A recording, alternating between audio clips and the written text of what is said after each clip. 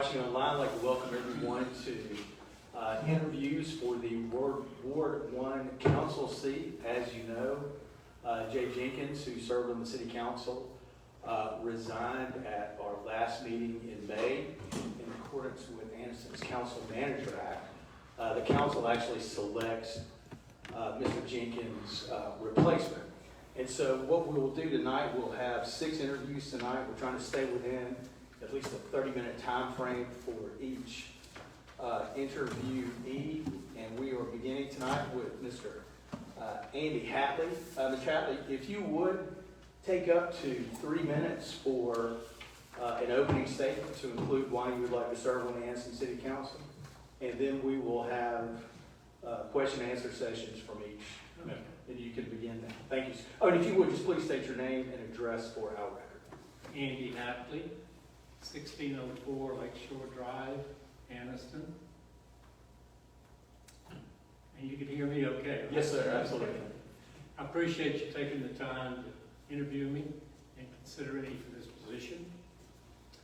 And my thoughts as far as why I'm here and why I want to be elected, proposed for, is be part of this Anniston government, which years ago I was part of it, from 1996 to 2000, and that was very good years, and I don't have any regrets leaving. I had to at that time, and this is an opportunity to go back, use some of those skills that I've learned, some of the acquaintances and knowledge of people, and finish up the last term of this session. And what I know is you've got a goal, and I want to be part of you supporting that goal, finishing that goal, and being complete, and using my skills, trying to work with people and be part of that goal. And I know you've got commitments to the citizens, for them to have safety, health, all the things that the city offers. And I know that you've got a new objective and action plan that you've been using, and I want to make sure that I'm helpful in making sure that happens for the city. And redistricting, I remember reading economic development, community development. Those are things that have been part of what this council does for years and years. So, welcome your questions for whatever you might have. Ms. Harris, let's start with you for this. Yes, Mr. Hatley, I want to call you Andy because I know you very well. Right. Please, I'm trying to say Mr. or Ms. Trying to stay with the protocol. Your past experience on the city council obviously gives you some background, skills and experiences that may be unique. Could you elaborate on how that would benefit this council, your past experience, your skills, and your experiences previously? Years ago, beginning on this council, one of the things that was very difficult to learn how to do was how to work, of course, with different people who have different backgrounds, different interests, and different ways of communicating. And so a lot of those learning sessions were just understanding your fellow council persons and the mayor, and then working with the city on how the city works. And through being in manufacturing years and years, I've learned that the best way to succeed is working with people and through people. And the council has many of those same categories, where in order to get something done, you have to understand what the situation is, have to learn what the different people are thinking about it, and be able to make decisions based on fact. And to get facts, you have to listen to other people. And we're not always perfect endings or perfect beginnings, because different people have different ideas about things. But we eventually learned how to work together as a group, as a team. And we had, some times that was very good, and we took time many times to have to make decisions more than one time. But in the end, the objective was for everybody to get their goals met, and the city of Anniston become the recipient of the best way to go forward. And so that was a constant effort to make that work and understand that people have to be part of that equation. And in a council, it's even more complicated because you've got ward restrictions and desires, and you've got the desires of the city as a whole. So separating the individual ward and then making sure that the city is the recipient of the best outcome.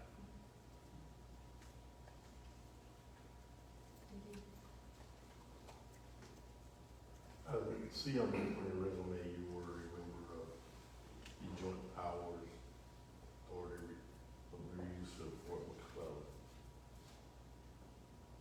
That being one of the more vital parts of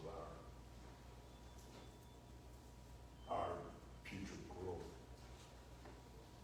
What kind of plans or what do you foresee being able to help implement or help push in that area? Yeah. In our council session, that's when Fort McClellan was created, where it actually was annexed into Anniston. And that's a long time ago. And over the years, I've seen the progress. There's sometimes new industry, there's another way of making money, there's a way for this organization to be viable, McClellan organization, because they have to have an overhead to be covered in order to do their job. So at that time, we were hoping we would get Honda, and it didn't happen, but subcontractors for Honda was a viable option. And now we're seeing that we have opportunities for there to be space for more than just Honda. And there's a huge piece of land out there that needs to be developed, and it's probably in better shape than a lot of land that's already available. So the biggest thing is probably making sure that we stay up with whatever companies are coming into Alabama, working with the state of Alabama, so that we can get those big companies. And then the community has to, of course, support those things. And back then, I was just a member of a committee. I wasn't a high person in that organization to make decisions. But we all knew it was a challenge because you've got so many other counties in Alabama and other states that are vying for all these industries. And probably the best thing we can do is making sure that the city and the Calhoun County and Oxford are all strong areas that people want to come to. And it's a big part of it. And if people want to come here, they may want to work here. And I came here with FMC, which eventually became BAE, and we were looking at that time as a company for a place to rebuild it in 113 personnel areas. And Coleman Road was one of those areas. We also were looking at Talladega, and we found that companies had a lot of thought to put into it where their people wanted to be. Talladega may have been the best place location-wise, but Anniston was chosen because it was a friendly city, a nice place for their employees to work. So that would be one thing that I would probably try to help in, is making sure that we support having employees and families here and building on that. Dee, we're taking up to 5 minutes per member if you would like to ask another question. But it's up to you. You No, can I'm ask not, us. that's fine. Okay. I'm not gonna. Go ahead, Sam. Thank you. Want to say thank you for your prior service to the city council, and I saw the school board as well. I think they're a very important entity to the city. Something that we have worked very hard on the last 4 years is working as a team. We all differ in the way that we think, our backgrounds, our demographics, but we understand that we're serving one mission for the city, and that's to see the city progress. And so my question to you is, how do you plan to work collaboratively with other council members, especially when you disagree on issues? One,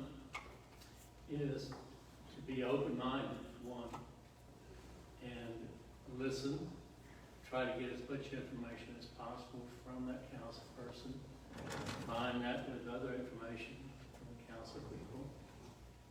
Look to the city for more supporting data, you know, for that particular topic.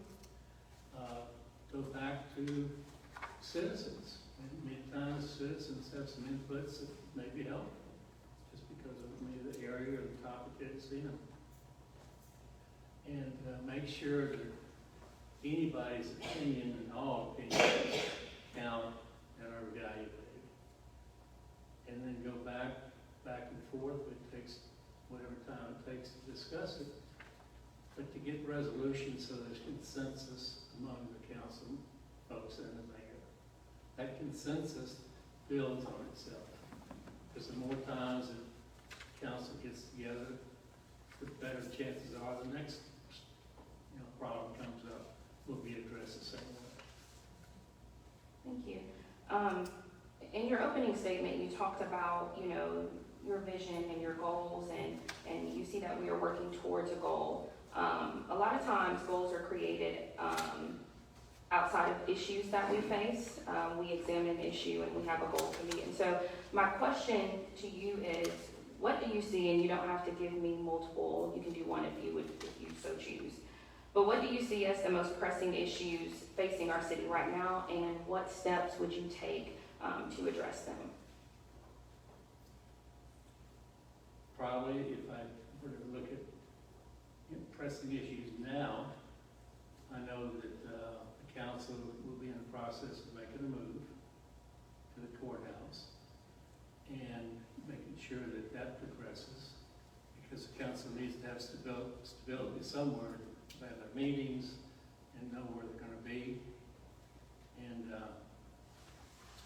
there's always normal things that are current now, the safety issues, making sure the police and fire forces are covered, they're working effectively,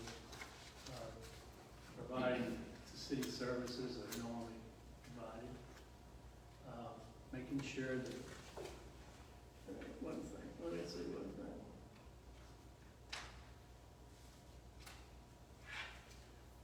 Yeah, I have one thing as far as making sure we keep the harmony going within the city. Downtown development is an example. I've seen great progress, be it downtown, over the years. It's been stable. It looks like it's getting more large and increasing size, and making sure that that continues and we don't lose that momentum.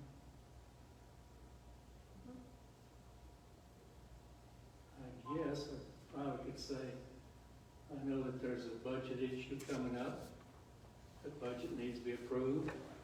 It looks like there's more money going out than going in, so I'm sure that's in the resolution stage. But keeping the finances viable would be very important, especially this time of year. And then you want to stay within this plan that you're in your second year, in your action plan, make sure that that continues. Thank you. Okay, Mr. Howley, you have a unique perspective, having served on both the school board and the city council. Given that each bodies are separately elected, how do you envision the relationship between the city council and the school board? And what are ways that the city council and the school board, in your mind, can collaborate? I was on the school board first before I got on the city council. And the school board can be stressful because you've got teachers, they have their needs, you've got students, you've got administrators. So it's always a struggle to try to make those ends meet, keep everybody happy.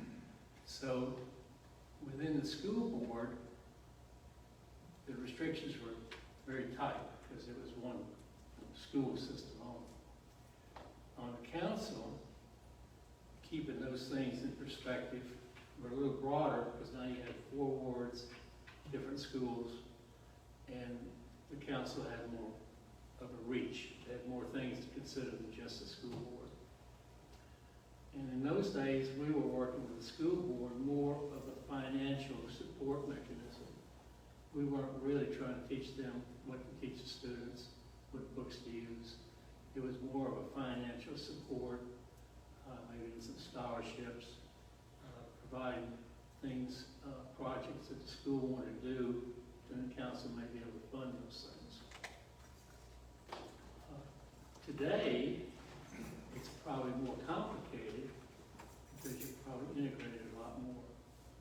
And now you've got teachers that are, you react to them, you've got citizens, you've got students there, and then there's the problem of you losing students in the system, and that's affecting their financing.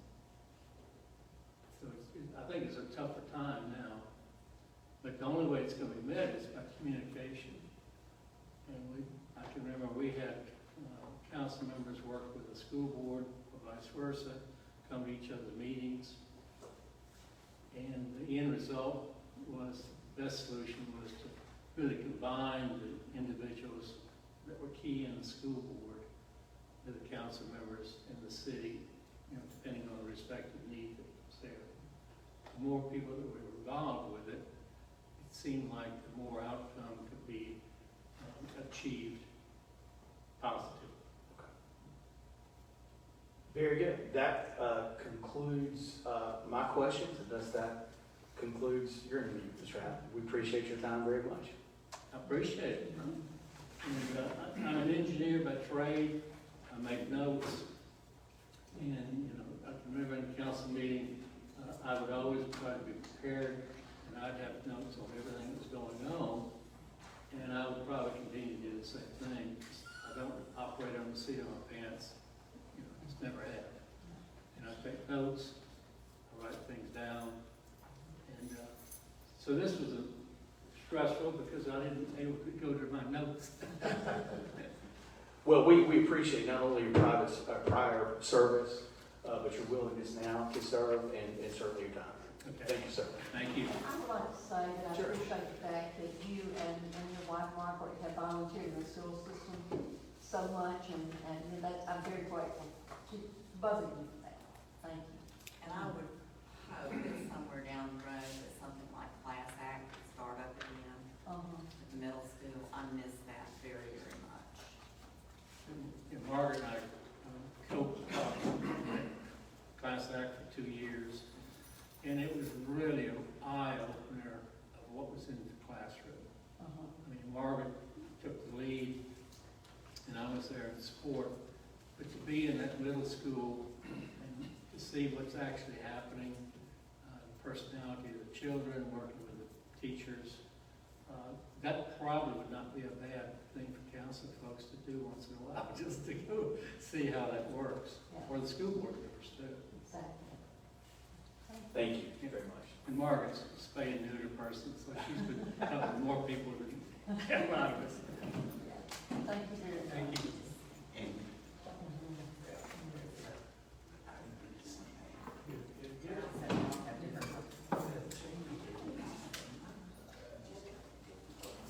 Yeah, he said we all have different. We're talking about it.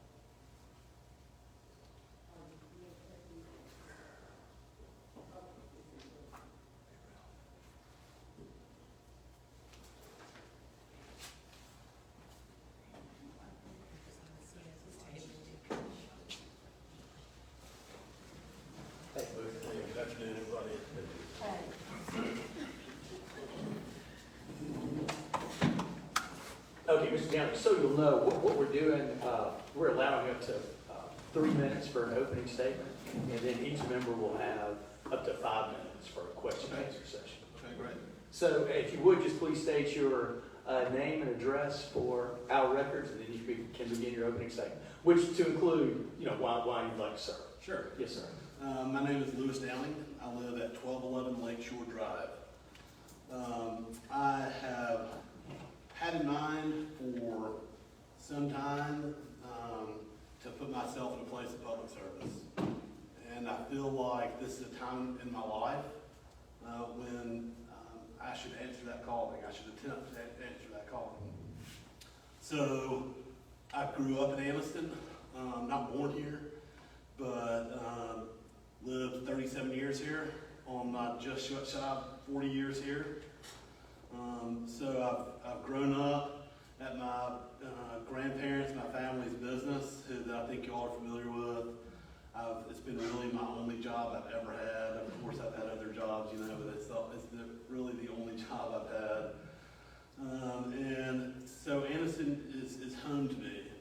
I feel like I'm a part of Anniston. I feel like Anniston is a part of me.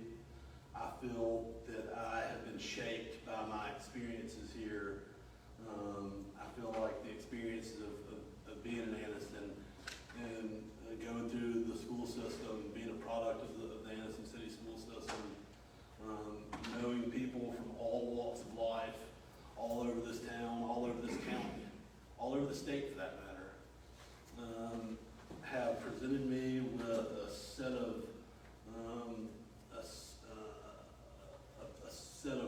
goals, have shaped me with a set of goals, have presented me and molded me into the person I am, and gifted me with a skill set that I think could be valuable to the citizens of Anniston. Very good. I'll actually start with these questions. Lewis, I will note that you're not only a downtown business owner, but you served on the Downtown Development Authority and Main Street. This council has placed a focus on downtown redevelopment. Certainly. What strategies would you employ to continue to try to make downtown all that it can be? What policies do you think that the council should look at with its focus being on downtown, or with a focus being on downtown? So I have grown up downtown. I have seen it come and go, as they say. I've seen it in a lot worse shape than we see it now. I think that what we see now is a product of hard work from this council and investment. I think that incentivizing investment downtown, however we can do that, is one of the key strategies that I would like to see employed. Private investment is a big deal with downtown redevelopment, historic downtown redevelopment. And so we need to incentivize our private stakeholders to invest more. We have a lot of gracious and financial contribution from the city, from the local government, but I think that we need to see more private investment downtown. Okay. But keeping the momentum that we have is paramount. Following up on that just a little bit, how do you envision the relationship between the city council and the Downtown Development Authority going forward? And what are some ways that we can improve that collaboration? What are some things that the council maybe could empower the Downtown Development Authority to do in your mind, having served on it? Well, in my experience, the city council has granted the Downtown Development Authority a pretty long leash. The task is so large, and one reason is because our downtown is so large. For a small town, we have a really large downtown. Possibly increase the number of board seats. I know that you can only do so much with $1, but that's where I get back into finding private investment opportunity. The DDA can its own revenue to create revenue, which is great. But with so much to do, and so many pots to fill, it's a really large task. But I think that the city has really given the Downtown Development Authority authority to kind of do its will downtown, however it may, and that's gracious. I think just stick in there with them and give them the support they need in any way that we can. Okay. Is key. Thank you, Sam. Ms. Smith? Hey, Mr. Downing, how are you? Well, I think Ms. Smith. I have a couple questions for you. Ward 1 is a very diverse ward in the city of Anniston. Matter of fact, it is our most diverse ward That's right. out of all 4 wards, and which could bring up, many different conversations amongst community interest groups. So my question to you is, what strategies will you use to address potential conflicts that may arise between different community interest groups? Could you give me a slight example? Specifically in Ward 1, you have like the Rocky Hollow Neighborhood Association. They have a different set of needs and desires than maybe in a different area that you may have to address. And so there may be a policy that we have to create, and some portion of your ward may not support it and some portion of the other may support it. How do you handle, or what strategy would you use to handle a situation like that? Well, I think that the strategy that I feel like this council has used for the city, and showing different groups, different interest groups, if you want to call them interest groups, or groups that have separate interests, conflicting or not, that we all have to work together. And what's good for, say, Rocky Hollow may also be good for Golden Springs, or what's good for McClellan may also be good for the Lakeshore area, my neighborhood. So we have to use logic and reasoning and understanding and patience to communicate that, and to show where strides have been made, how those impact different areas, how they benefit areas that were not maybe the subject of impact, but really to talk to those people, talk to the different communities within the wards, and just show them that what we're doing for one area may not directly benefit you, and you may have to wait a little longer, or your needs may have to go on a little longer, but what we're doing here is working together. And I think that's one thing this council has really done a great job at, is working together and showing people the progress that can be made when you work together. Thank you. I was reading your resume, and you wear a lot of hats, I'll say that. You are highly involved within the city, many different roles. How will you be able to balance this role with your other obligations? Well, I would hope that this role would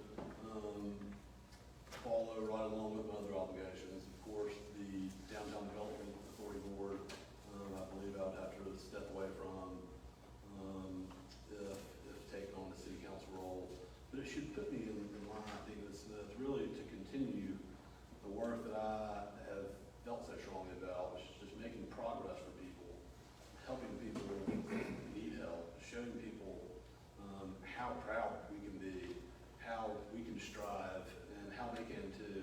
So I really feel like it would not be stepping away from more roles, but allowing me to really advance areas that I really enjoy working in. Thank you. All right, Ms. Roberts? Who's down there? I'm well, Mr. Roberts, thank you. So, just to, I too was looking at your resume, and noticed all of the vice chairman, the board member, the chairman, the board member, we were talking about all those issues, such as the Downtown Development Authority, West Africa Foundation, the Main Street, the Street of Anniston. When we look at all of those are very vital to what we're trying to do downtown. Similar question I asked before, last year, as for, how do you see the economic growth of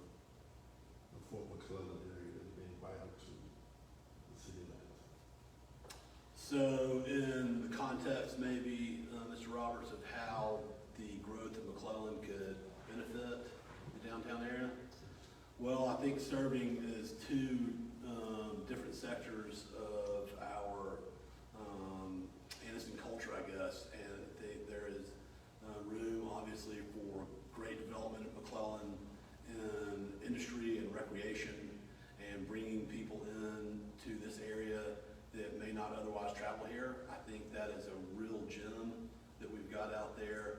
I think that if we can capitalize on that aspect, both in industry, recruitment, development, economic development out there, obviously tourism development out there, that will show people what we have to offer in our downtown. Not only that, but as we can grow our industrial interests out there, that will also, the tax base there will also benefit our downtown. Not only that, Mr. Roberts, I think, but as we recruit there in McClellan, and there are different agencies that recruit there, for them to be able to bring potential clients, customers, investors into the area, they should see that we have a vital downtown area, a cultural area, an arts and entertainment area, places to go and shop that aren't sprawly, and feel more inviting and more like a community. So what do you see as the most pressing need not only in Ward 1, but overall in the city of Anniston? Maintaining the momentum that we have is absolutely paramount to what we've got going. We have more momentum now, I think, Mr. Roberts, than I can ever recall the city having in my lifetime. It seems like in my life I can remember a lot of times that we've had, but I can't remember as much enthusiasm and movement forward that we have now. We've had a lot more, I think, and while we were losing it, but I can't remember a time when we have had so much momentum. And I think that is just paramount to be able to continue to work together and accomplish goals that may be good for Ward 1 or Ward 3 or Ward 4. But to be able to work together to accomplish everybody's goals is, in my opinion, the way to accomplish things. So just to answer your question, I think to give up any of the momentum that we have right now that you have all worked so hard to achieve, I think would be detrimental. Vastly. I want to ask a question, and just one last thing for me, because you are a business owner and you are accessible. I love that. You won't be hard to find. I love that. You say that. I love that.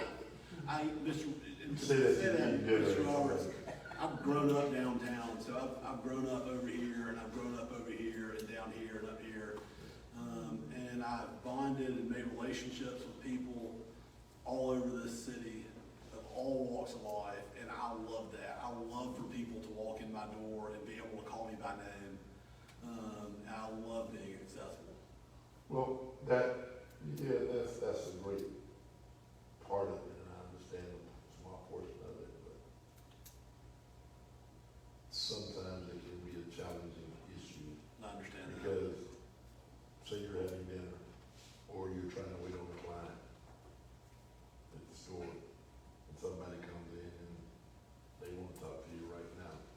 Case in point, I had an incident, I'm calling a football game and there's this gentleman outside that wanted to just, somebody tells me, tell him I talked to him after the game, and he sent word back and he paid my salary and he needed to talk to me right now, so situation like that may occur. How would you handle a situation such as that happen while you're trying to conduct business? Probably in about the same way that you did, I think, Mr. Roberts. You have a priority, and what may be right in front of you right now is typically going to be the priority. Going back to that, you've got to return the phone calls, though. You have to show people that you're important. They are important to you, and you're there to serve them.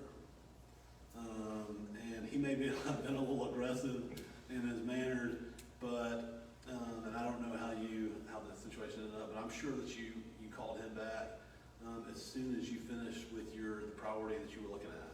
You can't stop calling a football game to go and talk to someone about their trash getting picked up, or whatever the case may be. Wasn't on it, no. But you definitely have to make them feel like they're heard and that you want to hear them. And so it's just prioritizing, just like we all do, and I think everything else, all other facets of life, it's just prioritizing. Ms. Harris? One question. I want to call you Lewis, That's fine. but I'll refine it. I'll go by protocol and say, Mr. Downing. What I would like to know, we have something in common, that you own some property in downtown Anniston. I do as well. And I would like to know what you see as the biggest obstacle for a new business to come in and develop new, these old buildings. What would you say would be the biggest obstacle? There are a lot of large obstacles. It would be difficult to pinpoint one, I think, Ms. Harris.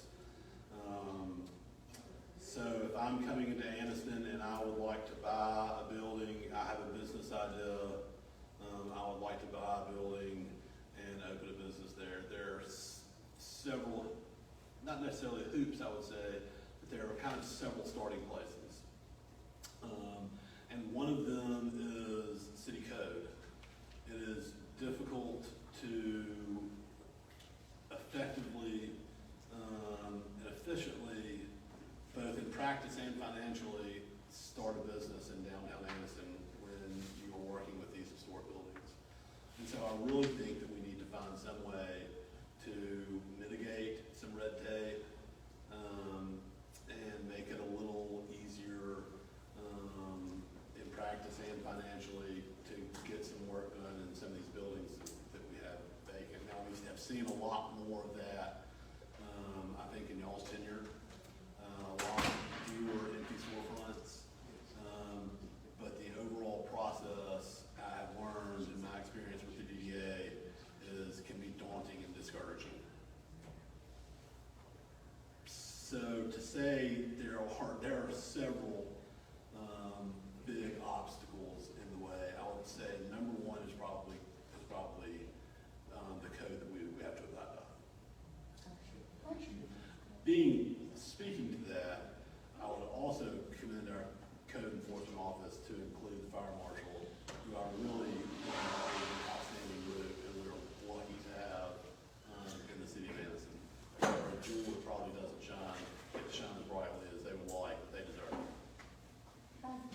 Ms. Downing, that concludes the questions. Would you like to give a brief closing statement? Mr. Draper, Mr. Mayor, thank you. Council members, thank you all so much for the time and the opportunity to come and sit in front of you. And we've got a big slate of interviewees. I don't envy your task sitting here through 11 candidates, but thank you so much for your time. It is encouraging, I think, to have such a large slate of people offering themselves for service. Some of the people that you've got on, I don't know personally, some I do, but they all have outstanding resumes, so I'm sure that y'all won't have a problem selecting one that'll really be a workforce for the city of Anniston. But thank you all so much again for your time. Thank you for your time and your willingness to serve. Thanks so much, Jeff. Yes, sir.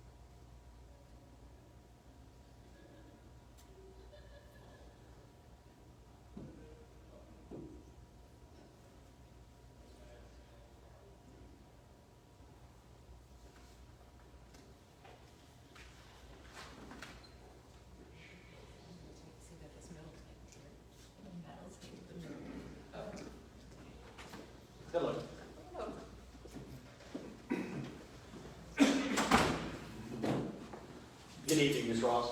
What we're going to do is, once you introduce yourself, you'll have 3 minutes to give an opening statement to include why you wish to serve on the city council.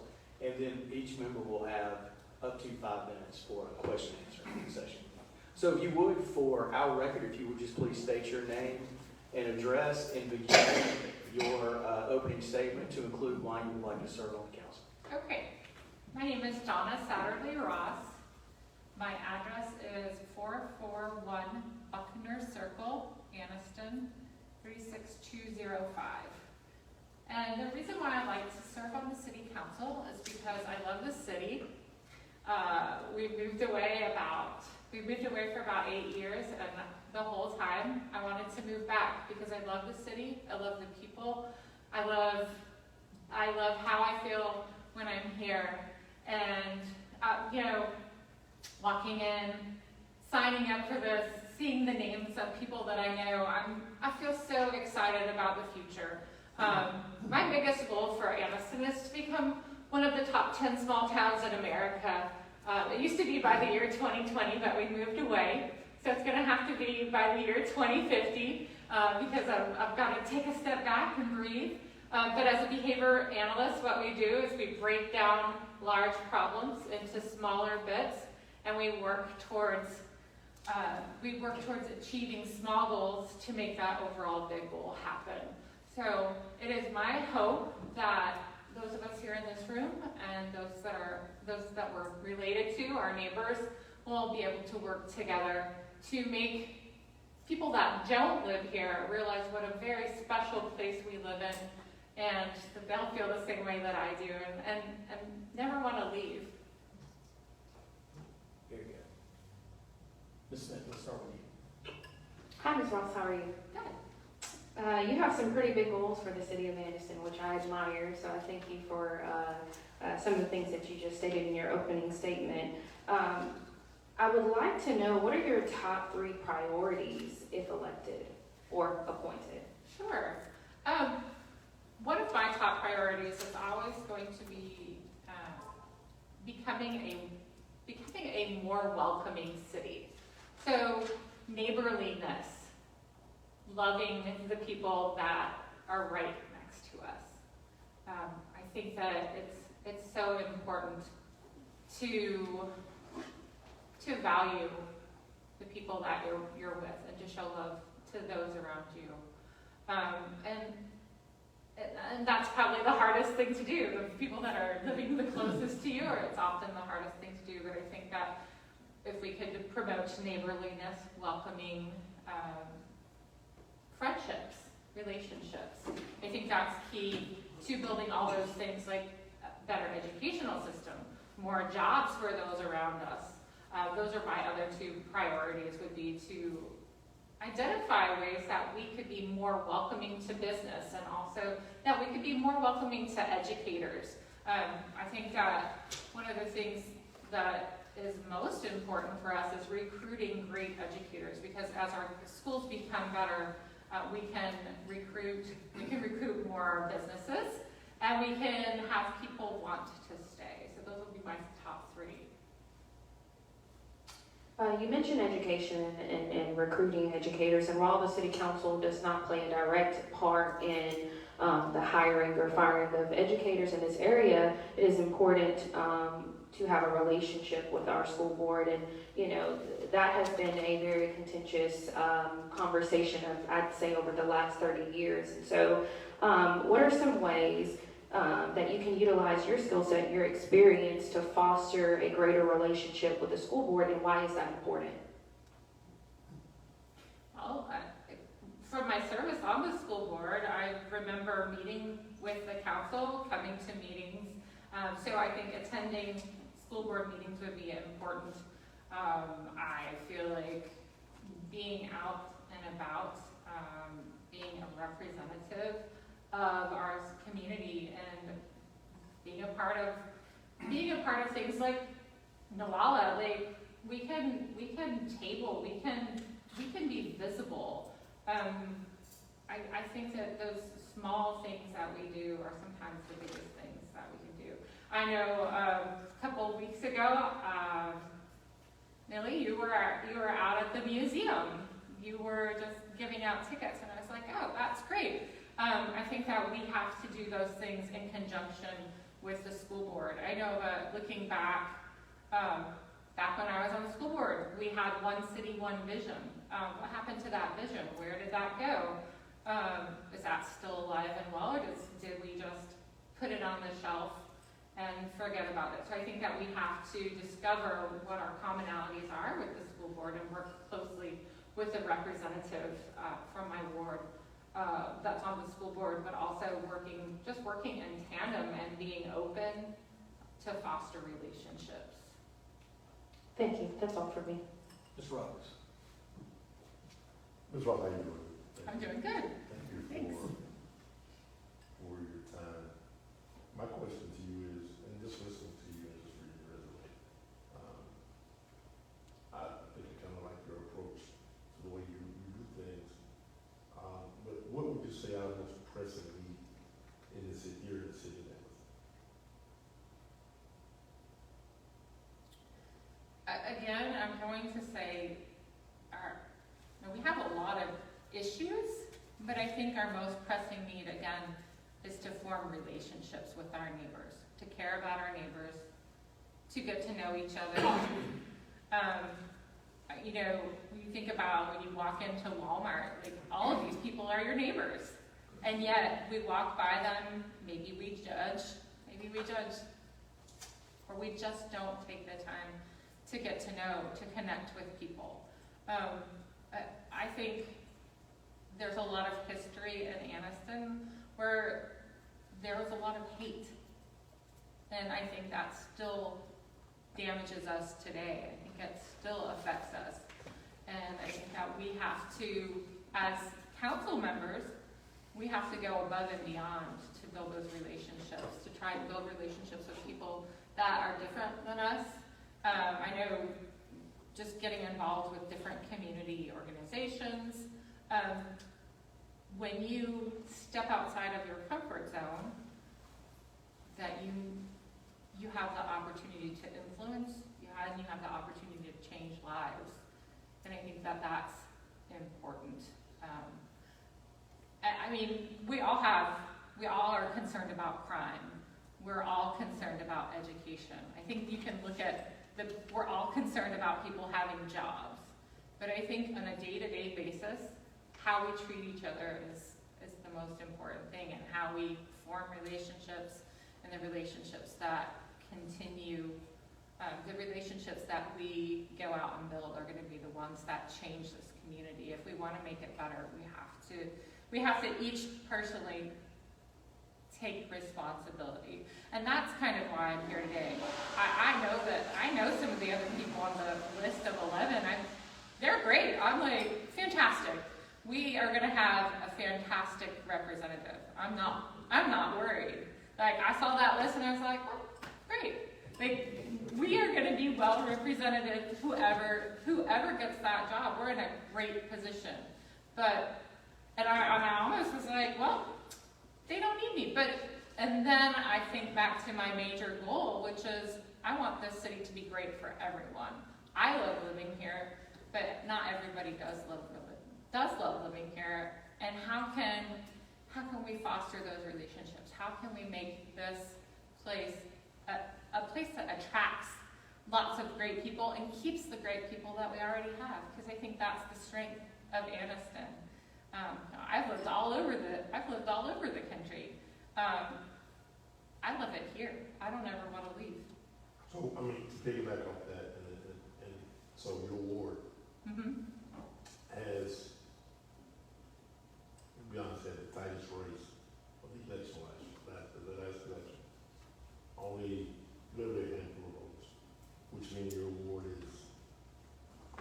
is as mentioned in an earlier interview, probably the most diverse ward here. And I understand you said you have to foster relationships, build relationships, but what are things that you would personally do to try to help, to say if you wanted to build a relationship? What would you do personally? Give me an example of something that you would personally do To build relationships. to build a relationship with, just say,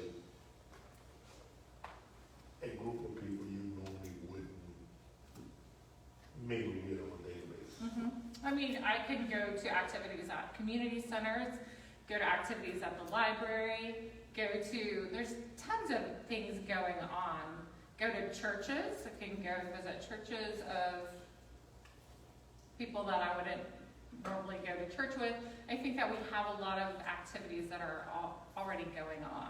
There's no shortage of things going on in Anniston. I think it's just going out and attending, being visible, being open, shaking hands, asking how do you like living here?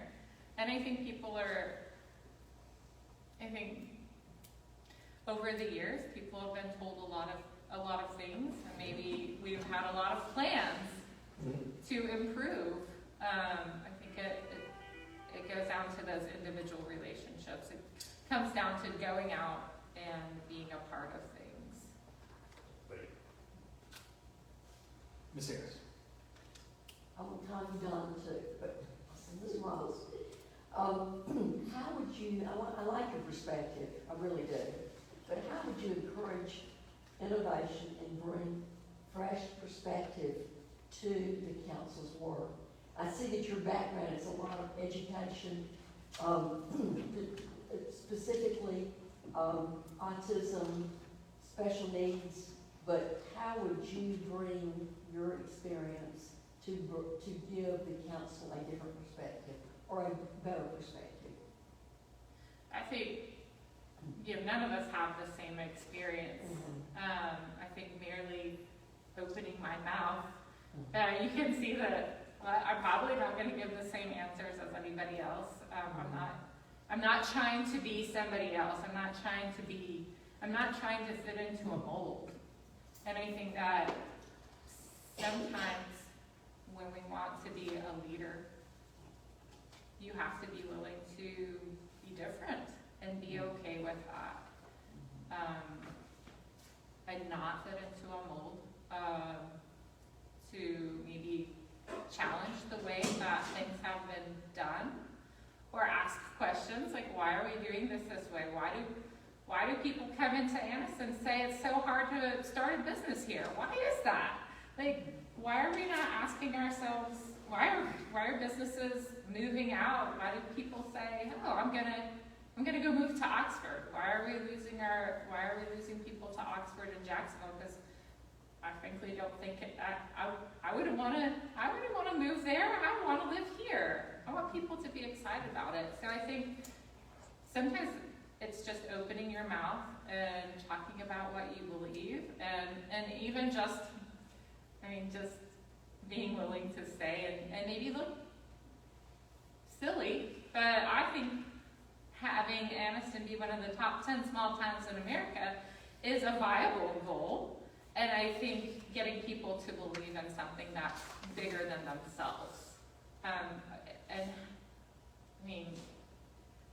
I wouldn't be here if I didn't believe in something that we could be more. I want us to be more. And I think sometimes when we have a clear vision of where we want to go, then we begin with the end in mind. We use the Stephen Covey, you begin with the end in mind, and then you work backwards. Okay, if this is the case, if we're going to be one of the top 10 towns in America, well, what do we need to do here? 10 years from now, where do we need to be 5 years from now? What do we need to be doing this week that can change and that can feed into that?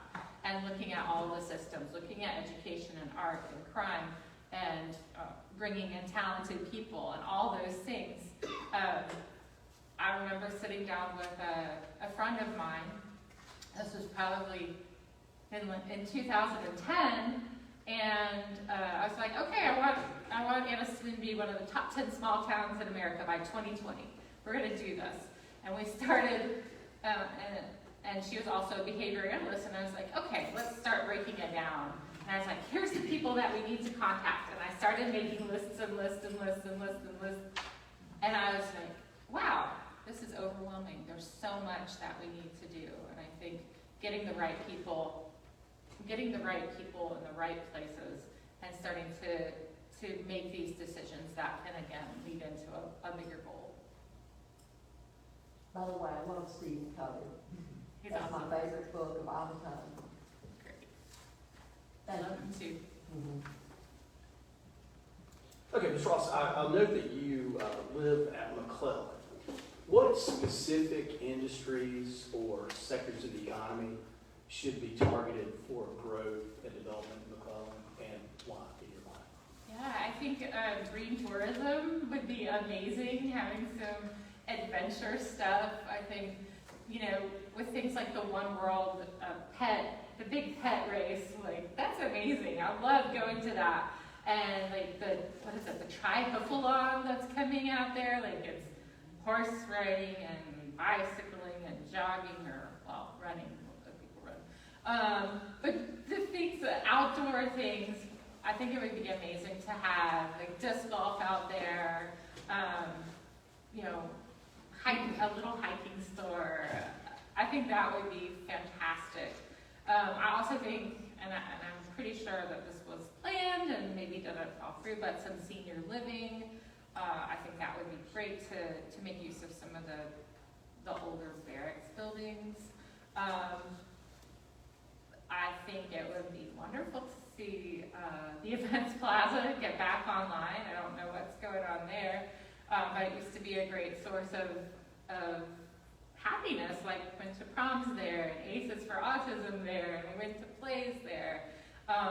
It used to be, seems like the fort, even after it was the fort, was a hopping place, and now it's just a very quiet place. But I would love to see some ecotourism going on. It'd be amazing.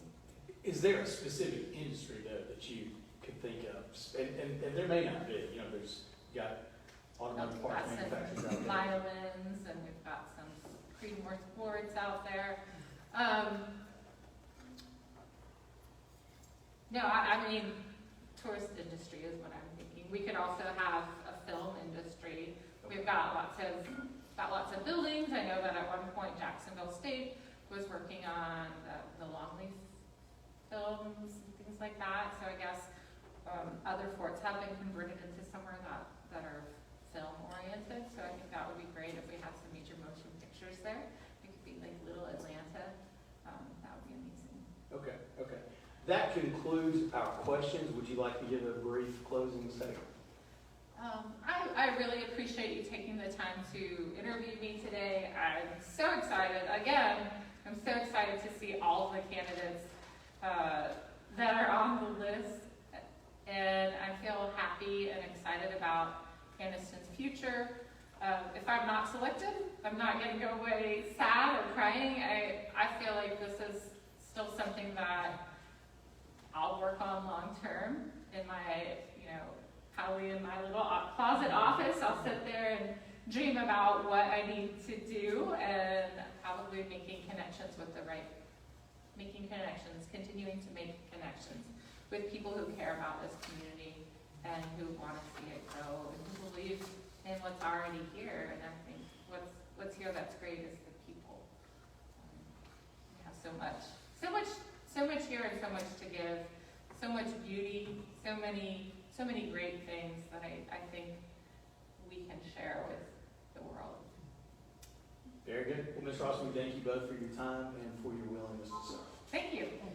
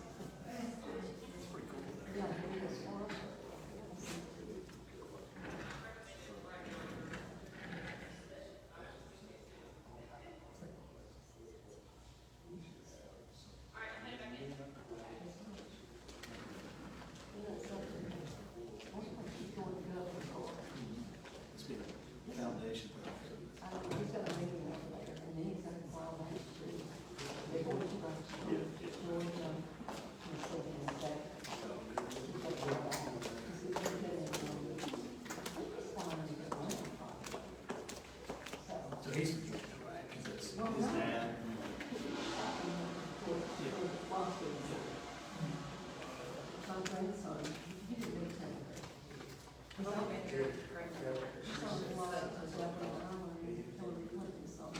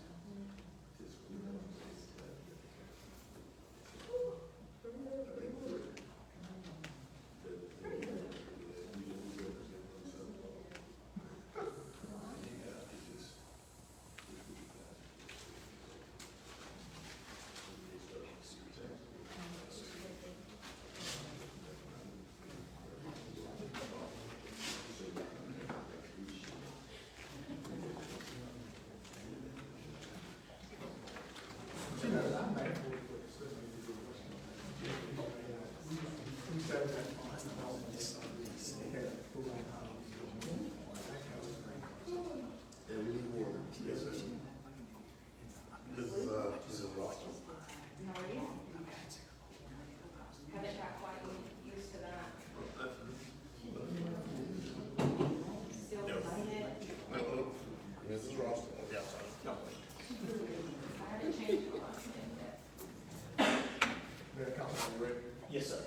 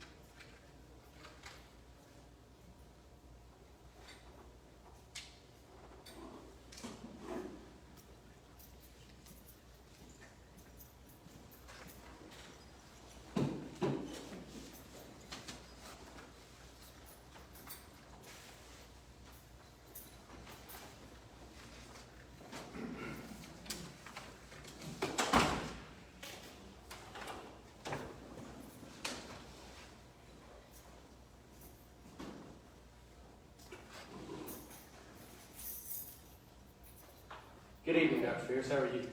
Good evening, how are you? We are well. What we'll do tonight is, after you introduce yourself, Yes, sir. then you can give up to a 3-minute opening statement, including why you'd like to serve on the city council, and then beginning with Mr. Roberts this time, we'll have a series of up to 5-minute question and answer sessions. So if you would, for our record, please state your name and address, and then please begin your opening statement. My name is Angela Fierce, Dr. Angela Fierce, and I live at 47 Foxley Road, Anniston, Alabama. 36205. Yes, ma'am. My name is Dr. Angela Fierce. I was born and raised in Anniston, Alabama. I attended the Anniston City Schools. My parents invested in Anniston. I reside in Anniston. I work in Anniston for the Anniston City School System. I'm a biology teacher for Anniston High School. I have several businesses in Anniston. I have, my interest in Anniston City Council Ward is really driven by a variety of motivations and inspirations. I have a desire to improve the local community, address specific issues facing the ward, and ensure that residents have a strong voice in local government. I have a desire to bring positive change and improvement to the community, such as better infrastructures, parks, schools, and safety. I have concerns about specific issues such as economic development, crime rates, housing, and environmental concerns that affect the ward. I believe in the importance of having an effective representation for residents of wards to ensure their needs and concerns are heard at the city level. My personal vision for the future of Anniston is the belief that one's ability to guide the community towards a vision must have a foundation of an effective leadership. Community engagement is essential. I have a passion for engaging with community members, listening to their concerns, and working collaboratively to find a solution, which is crucial. Personal commitment. At some point, we all should adapt a personal commitment to civic duties and public service. I feel it's the right time to step up and serve the community in an official capacity. My motivation is accompanied by my deep love for my community and a commitment to making a better place for all its residents. Thank you, Dr. Reeves. Mr. Paul, good evening. How are you today? Good evening. Thank you for your time. And I guess, if selected, what would be your top 3 priorities for the city of Anniston, more specifically, and or to include the ward? My word. That's a great question. As a constituent and someone desiring to actually run for office, I went to my colleagues and I asked them what would be some of the concerns. And I asked them to ask me some questions and make sure that I'm ready and to fulfill. So some of the things that I came up with, which were my primary needs and challenges for the city, was a couple, and I will just share some. Infrastructure improvement, ensuring the roads and sidewalks and public transportation and utilities are well maintained and accessible. And how would I try to do that? This may include securing funding for infrastructure projects, working with city planners and advocating for state federal assistances. Economic development is a concern, boosting local businesses and attracting new ones to create jobs and stimulate economic growth. Safety and crime reduction, addressing crime rates and ensuring that residents feel safe by collaborating with local law enforcement, supporting community policy efforts, affordable housing, ensuring there's enough affordable houses to meet the needs of the residents. This could involve advocating new housing development, education, and youth services, improving local schools, and providing after-school programs or activities for the youth, community engagement and representation, making sure that residents feel heard and represented in their city decisions by having regular community meetings, open forums, direct communication channels can be established to ensure transparency and accountability. Health and environmental concerns, enhancing accessibility to healthcare services and addressing environmental issues such as pollution and mental health and gun control, or even green space preservation. This might be helpful in talking with health organization. And lastly but not least, public amenities and services, enhancing the qualities of availability of public amenities like parks, recreations, and libraries. A successful plan to address these issues would likely involve forming strategic partnership with local organizations, actively seeking community input with data to inform decisions, and consistently advocate for my ward needs within the boarding context of the city's governance.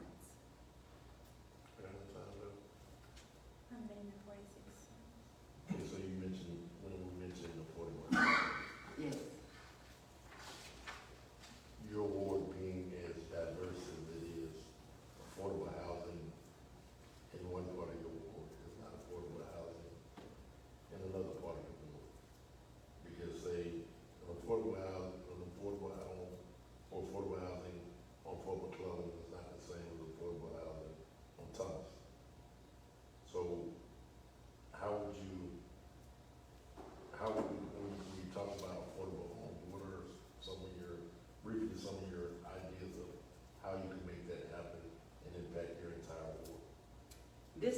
involve advocating for new housing development, working with housing authorities, and supporting policies that protect renters.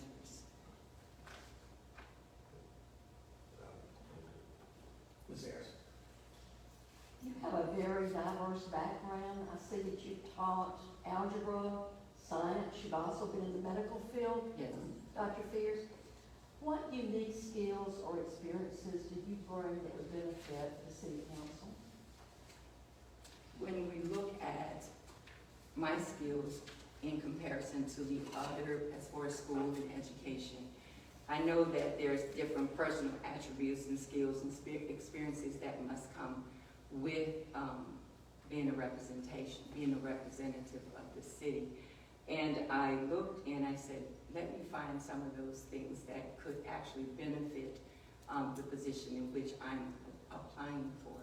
And I realized that I do have collaborative minds. I do have a collaborative mindset. In other words, I have a willingness to work with my fellow council members, my community groups, and other governmental entities to achieve a common goal. I have an openness and a diverse perspective of things. In other words, I'm valuing and respecting different viewpoints and experiences which could enhance the ability to respect, to represent the entire community. I'm very I have adaptability. I'm able to adjust to changing circumstances and be open to new ideas and strategies. I have integrity and I have an accountability, which that means that I am willing to uphold ethical standards and being transparent in actions and decision-making, which builds public trust and credibility.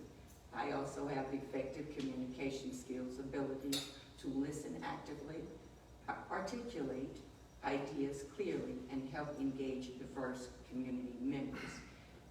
In that way, you must be objective and you must be optimistic. Yes, ma'am. Thank you. Dr. Fears, I will note that you have served on the McClellan Development Authority. Yes, sir. And so I'll ask a question that I actually asked the immediate, the applicant who appeared immediately before you, and that is, what specific industries or sectors of the economy should we specifically target for growth and development of McClellan, and why?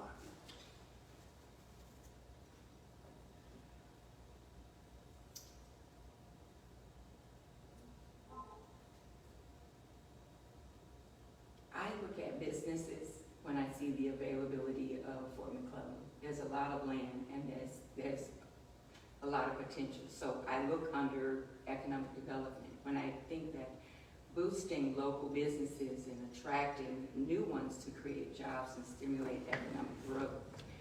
This might involve creating incentives for businesses to invest in with areas to support workforce and development programs. So it's all about investing and seeing where the need is. Okay, okay. Yes. Are you in favor of the continued residential development of McClellan? And are there specific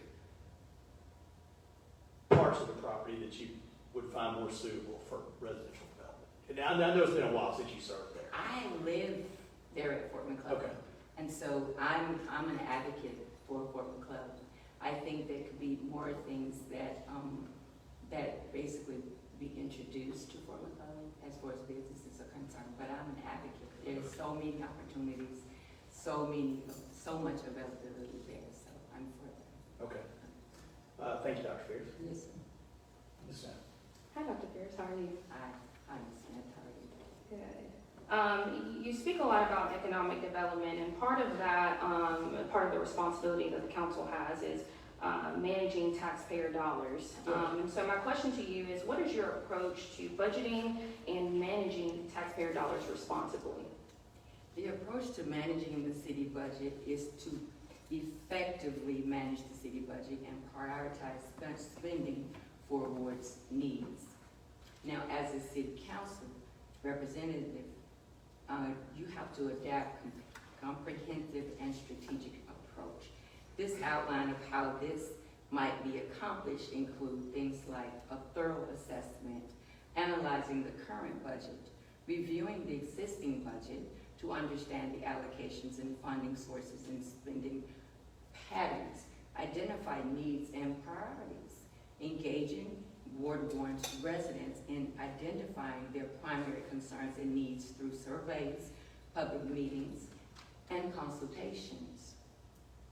Date-driven decision-making. That means gather the data and insight. Use economic data, demographics, and trends to forecast future financial conditions and community needs. Evaluate the past performances. Assess how previous spending have affected the community. Another one would be transparent and inclusive planning, community engagement. Involve stockholders, including residents, businesses, and community organizations in budget planning processes. Clear communication. Provide transparent, updated budget proposals and get feedback. Prioritizing key areas, essential services, essential like public safeties, FICO responsibilities. Balance the budget. Strive for a balanced budget that does not excessively rely on debt. Identify the costs, saving opportunities. Look for an efficient improvement and potential areas to cut down while maintaining quality service. Long-term visions, strategic investments, making investments that will deliver long-term benefits such as a green infrastructure or technology innovation, sustaining growth, considering economic development strategies that ensure sustainable growth, adaptable management, flexible to adjust, be prepared to adjust spending based on changing circumstances or unexpected events. Or accountability, public reporting, regularly reporting outcomes and progress to constitute to the constituents. Then get feedback, ensure that the mechanisms are received, improved, and this fosters culture for accountability. Thank you. Something that I think is really important and something that this council has really prioritized is the harmony amongst one another. Because at the end of the day, we are a team. There is not one vote that is more important than the other. And so with that being said, how do you plan to work collaboratively with other council members, especially when you disagree? Once again, when I said, actually, I have a collaborative mindset. And that means that I have a willingness to work with fellow council members, community groups, other governmental entities to achieve a common goal. So that common goal means that we have to sit down and discuss it, valuing and respecting different viewpoints because we're different people, and experience which will enhance the ability to represent the entire community. Thank you. Thank you, Dr. Beers. That concludes our question and answer session. Would you like to give a closing statement? Yes, I basically wanted to foresee one thing, and I wrote it down because I'm a researcher, I'm a writer. I believe in writing things down because sometimes my mind goes to the left and I don't remember. But one thing that I did want to say, ultimately, a true fit for a city council representative is someone who is dedicated to serving their community with integrity, while effectively engaging with diverse groups and environment to bring about a positive change. And that's all I have to say. And thank you for your time and consideration. Thank you, Dr. Beers. Thank you for your willingness to serve and for your time as well. Yes, and thank you.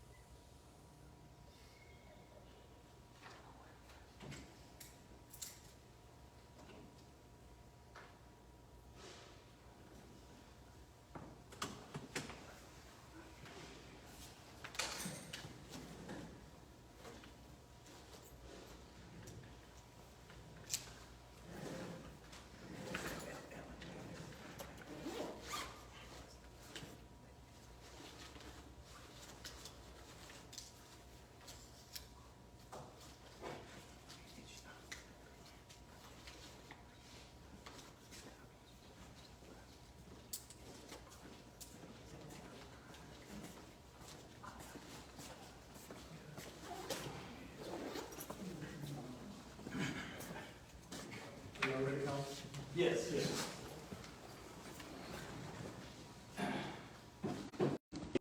Doing well, how are you doing? We're well, we're well. Okay, so what we're gonna do is, once you introduce yourself, you'll have an opportunity for a 3-minute opening statement to include why you wish to serve.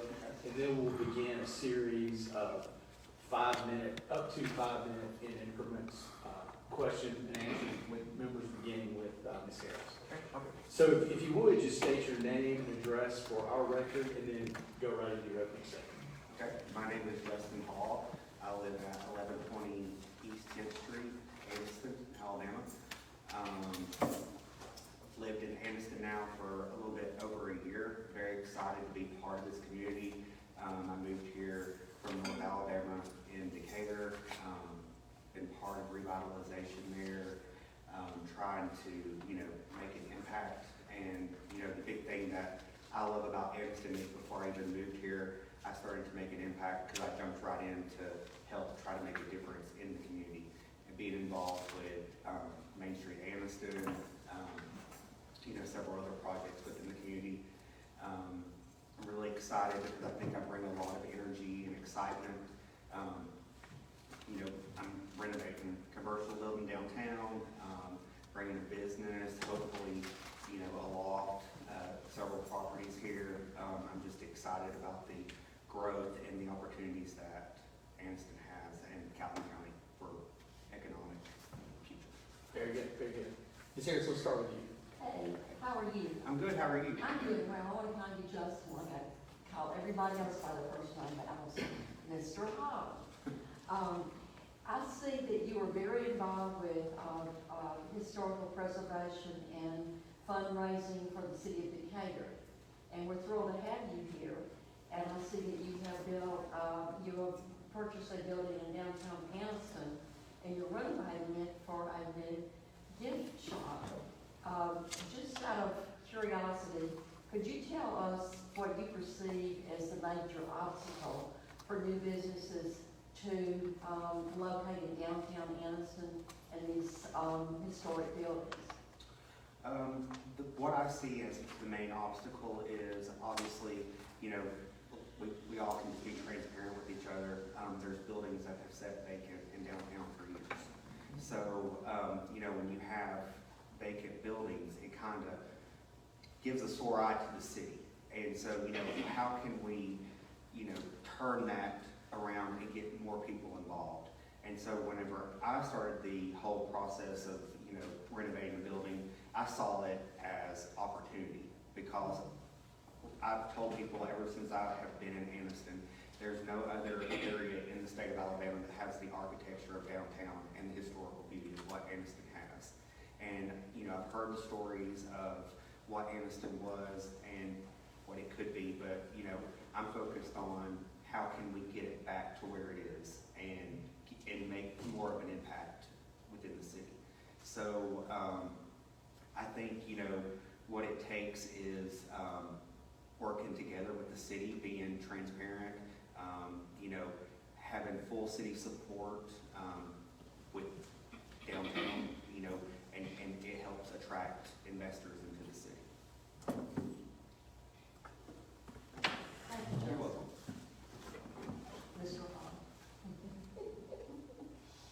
Mr. Hall, as Ms. Harris noted, you were involved in Decatur's downtown redevelopment, serving as members, as a member of multiple boards there.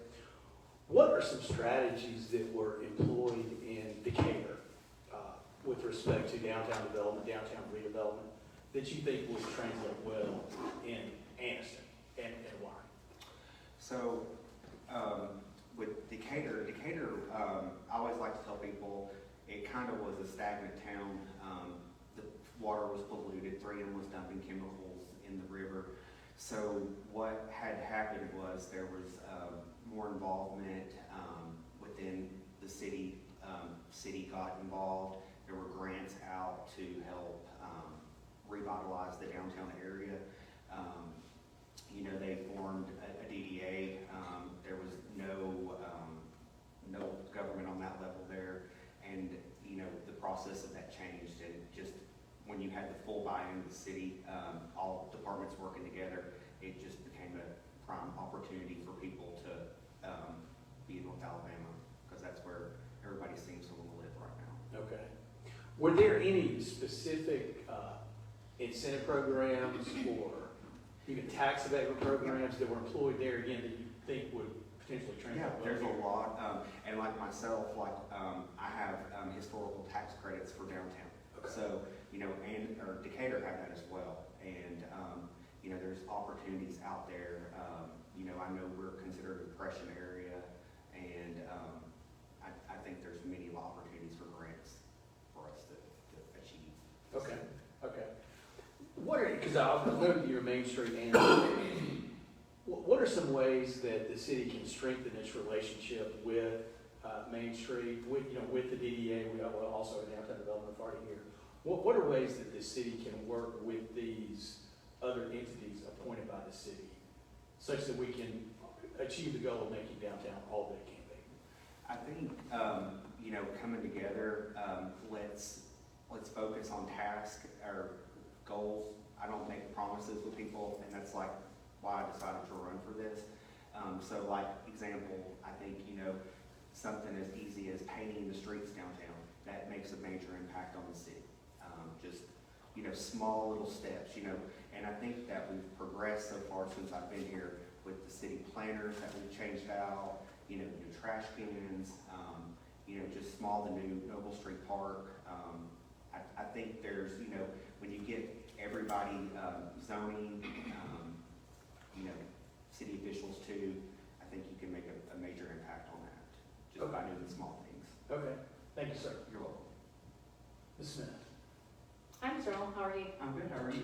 Good. So, as I stated a little bit earlier with some other candidates, Ward 1 is a very unique and diverse ward. As a matter of fact, it's the most diverse ward out of all 4 wards. And so, what do you see as the most pressing issues that Ward 1 is facing, and what specific steps would you take to address them? So, clearly we know Ward 1, there is so much opportunity with Fort McClellan. There's the issues I see are the dissolution of the MDA by having just one entity. So and that attracts more developers to our city to want to have the opportunity to advance and grow that area, because there's so much opportunity there for the fort. We've already, got the infrastructure in place, and if we can just continue that growth of that area. Okay. How would you approach balancing economic growth, which is important, and that's how we're going to sustain the city, but how do you balance that with preserving the character and the needs of our community? And let me explain that a little bit. I hear a lot of comparisons from our city in comparison to other cities, but what's so unique about Anniston is we have a lot of homegrown businesses that we cater to that a lot of other cities or municipalities do not have. And that's one of our hidden treasures. But how do you preserve that character, that uniqueness of the city of Anniston, while also promoting exponential economic growth? So I think, going back to, I feel everything needs to be transparent. You need to have your constituents of Ward 1, and not just Ward 1, but all the wards. How do we make Anniston continue to grow, and how do we, continue that, keeping that preservation and that charm of our city? I think, having, not setting promises to people, but making those goals and helping achieve those goals at one time, will help us get to where we need to be. And I think, working together with everybody on the board, full city support could definitely, make that opportunity impactful. Good. I have time for one more question. I do. Yes. So one thing that I've learned in serving in this role, that a lot of times what I believe is not always what my constituents believe.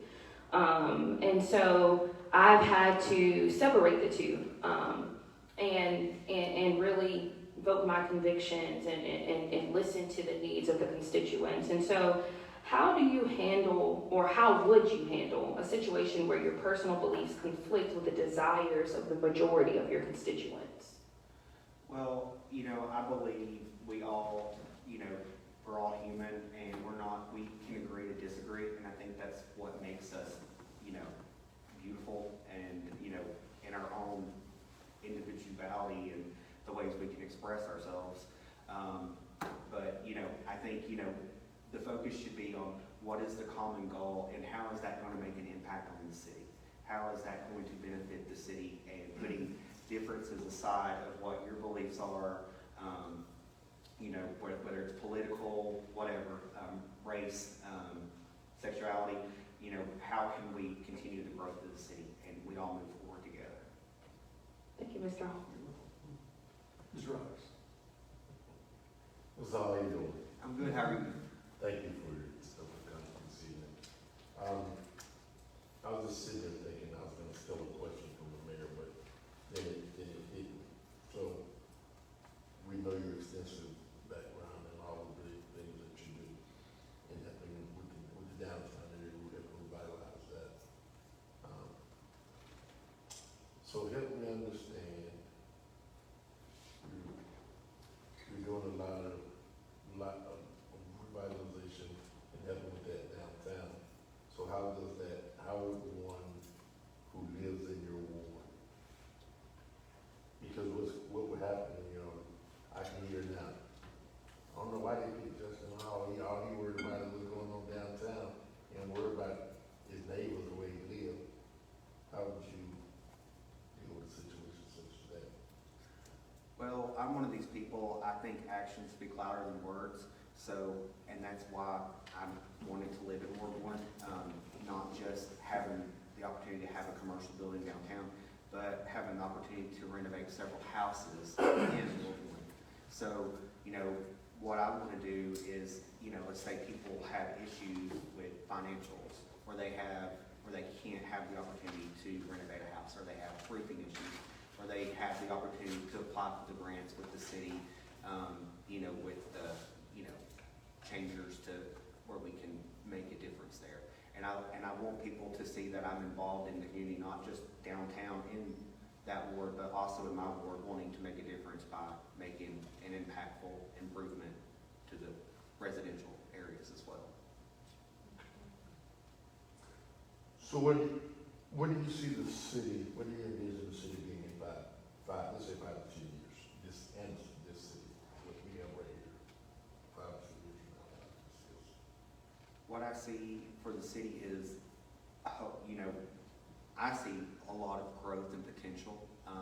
I see people moving here from all parts of different states. We have so much opportunity, not just with the fort, but with downtown, all areas of the city. And, we have Cheehaw, we have the new bike trail. We have so much stuff to offer here than what, a lot of cities can offer. And I see, more residential living downtown. I see more businesses downtown, not just in our downtown, but also, in our community, because the more businesses we bring here also brings more opportunities and tax dollars to our city and revenue. So I see very positivity and uplifting change in the next few years for our city.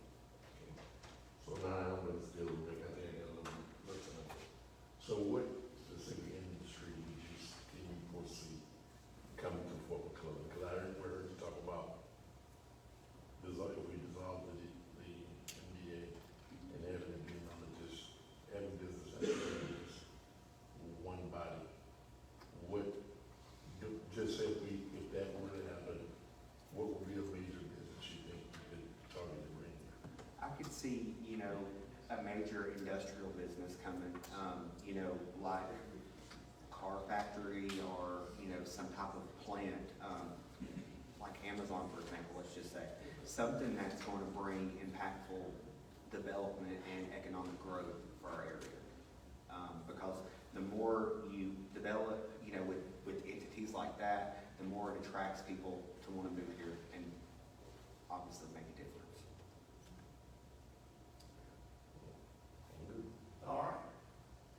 Charles, that concludes our question and answer session. Would you like to give a closing statement? Yeah. So I just want to say thank you for having me here. Like I said, I'm excited to be part of this community now.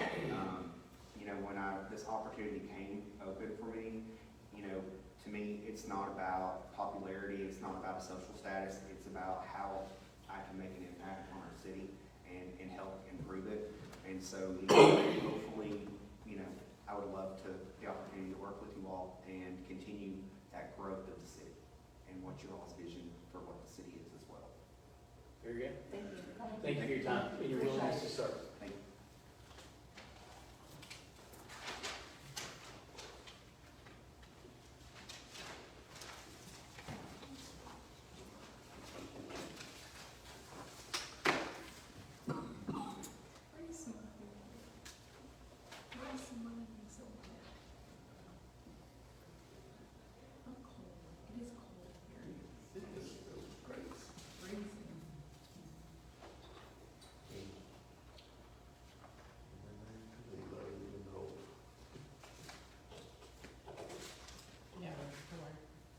You're ready for it? Yes. Oh, yes, sir. Yeah. How many applicants do you have? 11, so, When you get ready, I'll address you. sir. When you get ready, I'm not applying for the job, but I will address you. Okay, we don't have any public comments scheduled for tonight. But we talk after, for sure. I just want to say quickly that I started Main Street. And I also came to the city and got them to fund and build a permanent museum. And we appreciate that. Yes, You did sir. a lot for the rivers as well, Statewide, I've done that too. absolutely. So it's interesting to listen to his statements about Main Street. Well, Thank you for letting me talk for a few minutes. Oh, yes, sir. No, absolutely.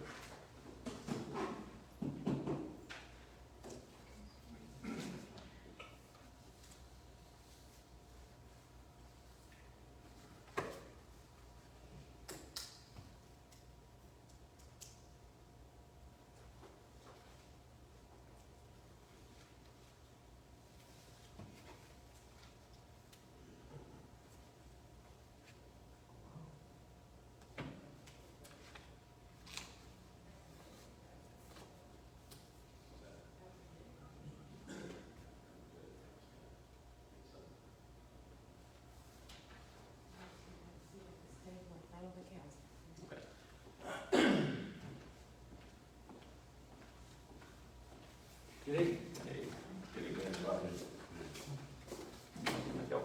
Yes, sir. Officer Glenn, so what we'll do is, you'll have an opportunity for a 3-minute opening statement to include why you would like to serve on the city council. And then we will have a series of question and answer sessions up to 5 minutes, and we'll begin with me this time. So if you would, just state your name and address for our record, and then you may begin your opening statement. My name is Scott Glancy. I live at 221 Douglas Drive, Anniston, Alabama, 36207. I guess the reason I would like to serve on the city council is I've lived in Anniston all my life. Grew up in the Saks, Blue Mountain area. Attended Saks, went to Gadsden State Community College for a little while, the Anniston campus. Was wanting to be a medic to begin with, and then found my calling in law enforcement. But I guess looking back on it, I've always had a calling to serve, public service. So here I am kind of approaching retirement at Oxford, and I got about 2.5 years left. And what I would like to do is kind of stay in, you know, the service area, and also in my home city. So, you know, my career was founded in another city, and I enjoyed my career there, but in 2.5 years, I'll be moving on. So, would love to be a part of Anniston. I've always had a strong affinity for Anniston. I think it is a great city. I think it's growing. It's going to continue to grow. There's all kinds of people moving here. You see different tags every day. You see different people. Just had some neighbors move in from Georgia. And so I think there's good things coming to Anniston. I would love to be a part of that. Okay, very good.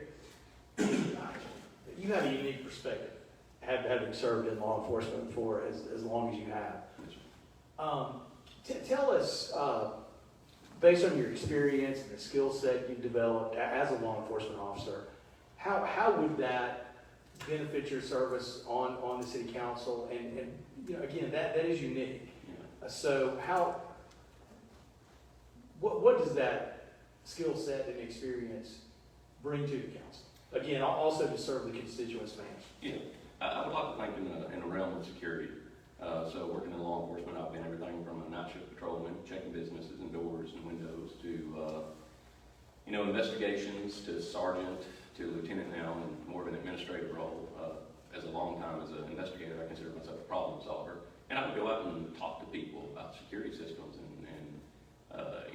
prevention of stuff.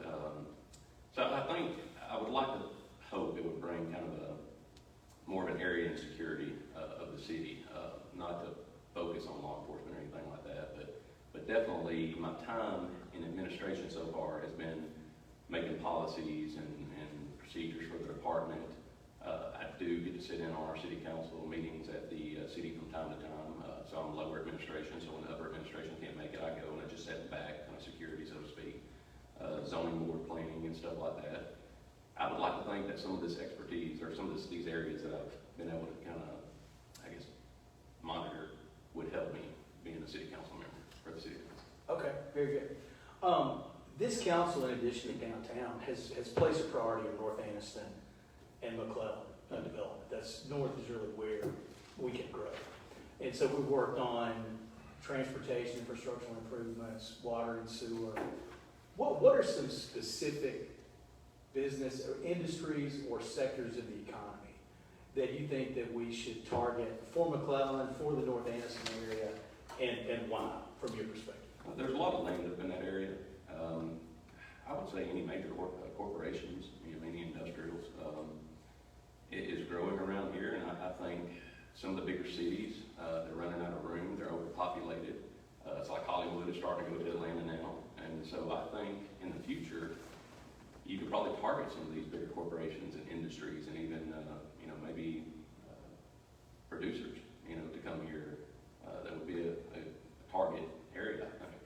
But there's so much land up there, I think it's limitless. Okay. Ms. Smith. Hi, Lieutenant Lance. How are you? I'm doing good. Doing good.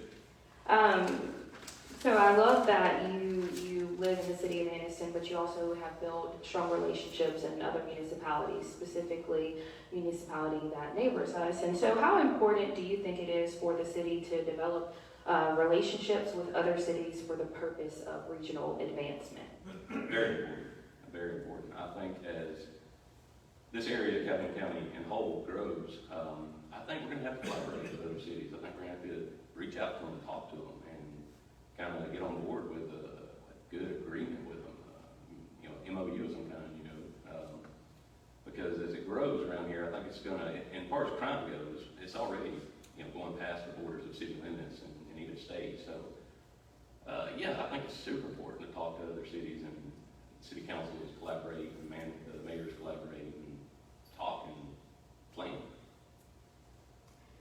Thank you. I was speaking with the previous candidate, and I was explaining that in my role, something that I have learned is my personal beliefs do not always align with what majority of my constituents want. And so I've always had to adapt to that and listen to the needs of my community. And so my question is, how would you handle a situation where your personal beliefs conflict with the desires of the majority of the constituents that you're serving?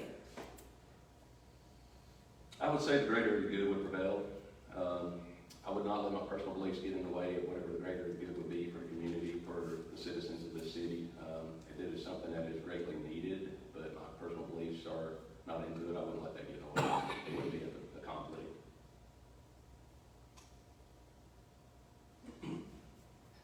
Great. Thank you. I have another question.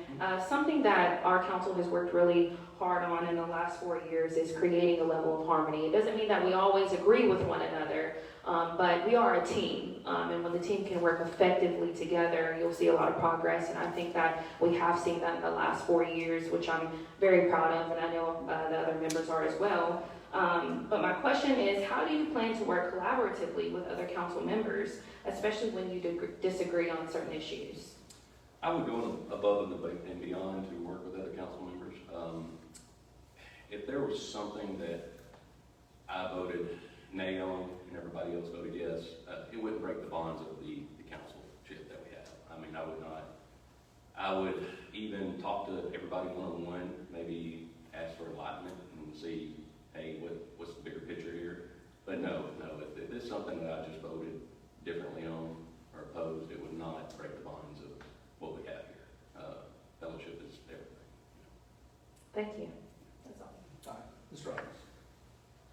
Tim Blaze, how you doing? Doing good. Not that Glance. Glanzy. Glancy. Yeah. My apologies. No, I almost changed it one time. I thought, well, I have all this stuff with my last name now. It'd be too late in life. Children would be able to find me in my earlier years. So, I guess my question is a little off script a little bit. With your skill set in being in law enforcement, and with the negative perception that's been placed on Anniston as far as its crime though, and I say negative because, you know, it has amazed me how we have people who live in Calhoun County, but if you ask anybody about the crime happened, they say Anniston. What are some things we can do to try to, I guess, shed that negative image? I mean, even if it's through, maybe it could be through community relations or building, you know, bridges in certain communities or whatever. What are some things you think that would help us shed that light? So, this is something, as I said in my resume, I'm in the process of enrolling back into college. That's probably one of my biggest regrets, is I didn't finish college. I ended up getting a career instead. But criminology would be my subject. The reason being is it's more focused on, you know, why and how to prevent it, etc. So Anniston is kind of frowned upon in that aspect, and it kind of irritates me because Anniston's not a bad place. It's really not. You know, people compare it to something like Atlanta, and it's not. It's really not. I think community-oriented policing would be huge for the police officers to get out there and talk to their citizens and speak to the community leaders and see if we can't prevent this from the inside out instead of trying to police it outside. You're never going to be able to do that. You got to change the people. You got to change the citizens and the crime. You know, people are out there committing crime, but you know, some of them are young. Most of them are young kids. I don't think they know any better. You know, that's something I deal with a good bit is the younger generation that is coming up 18, 19, 20 years old. And, you know, if we could get some of our community leaders to get on board with us and, you know, be in close contact with them, give my cell phone number, you know, call me, and get them to talk to some of the young people, I think we could curb it. It's going to take time. It's not anything that's going to be fixed overnight, though. Hey, living here, what would you say is the most pressing need in the city of Anniston? I would say trying to get a fix on crime and trying to get the city to grow. I wouldn't say that's a pressing matter, but probably the crime rate, get it down. Yeah. I might get a little time. You do. Oh, good.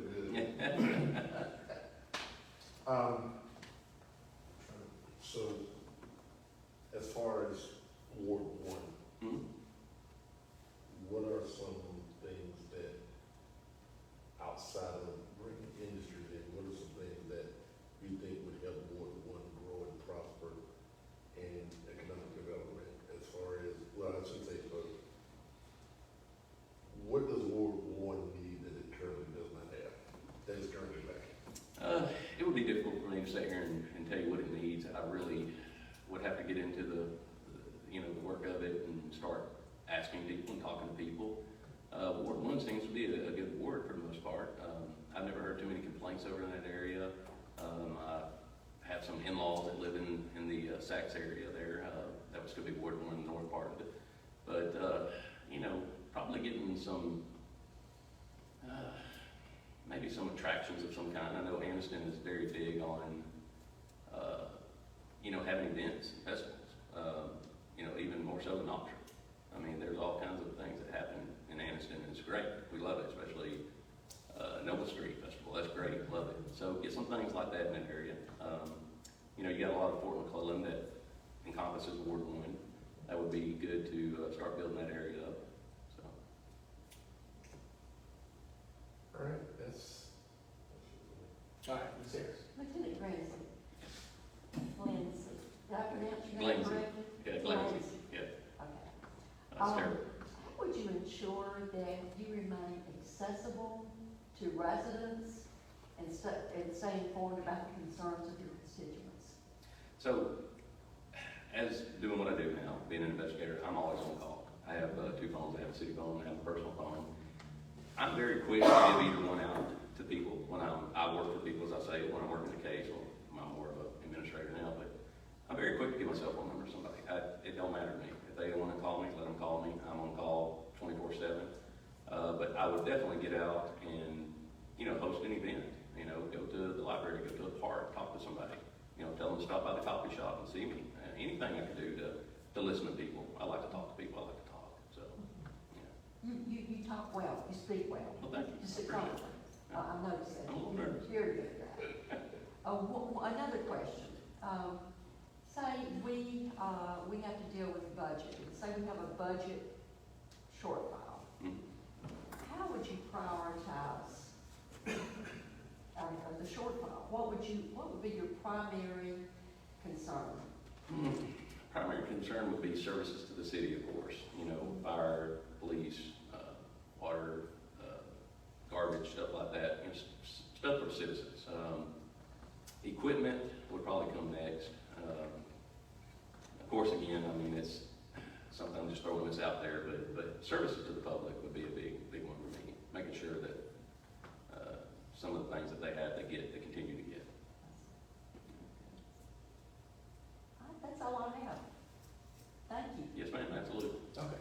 That concludes our question and answer session. Would you like to give a closing statement? Absolutely. I'm very honored to be here tonight. This is, you asked me why I would want to do this. Like I said, I have a calling for, to serve, but also personal goals. Every one of you have a personal goal to probably come in here and achieve what you have. And like going back to college for me is also a personal goal. It's not anything that's going to help me at this point in time in my life.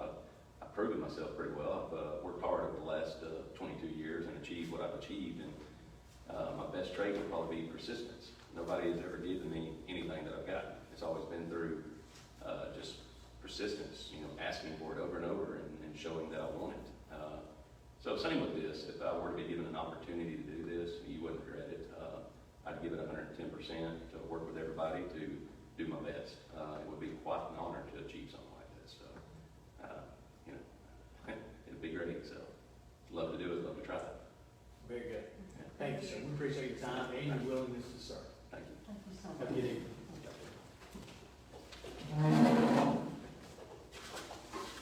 That concludes the interviews for tonight, and we've got 5 more for tomorrow.